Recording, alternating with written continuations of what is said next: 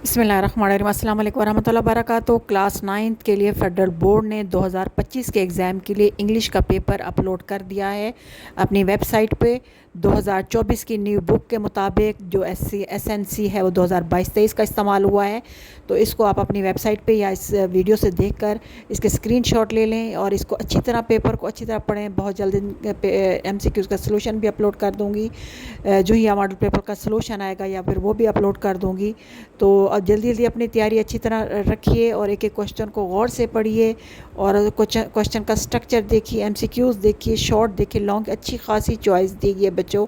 आप इससे भरपूर फ़ायदा उठाइए। फेडरल बोर्ड ने 2025 के एग्ज़ाम के लिए क्लास 9th के जो है वो इंग्लिश का पेपर जो है ना वो अपलोड कर दिया अपनी वेबसाइट पर, जिसमें 2024 की बुक्स को इस्तेमाल किया गया, उसमें से क्वेश्चन पेपर बनाया गया है। आप इससे भरपूर फ़ायदा उठाइए। क्वेश्चन पेपर का तरीका पुराना ही रखा गया, लेकिन कुछ उसमें थोड़ी तब्दीलियाँ की गई हैं। थोड़ा सा डिफ़िकल्टी लेवल जो है ना वो बढ़ाया गया है ताकि बच्चे जो है ना उसे रट्टा लगा के ना लिख सकें।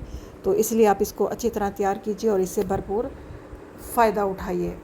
उम्मीद है वीडियो अच्छी लगे शेयर के और लाइक कीजिए और सब्सक्राइब करना ना भूलिए।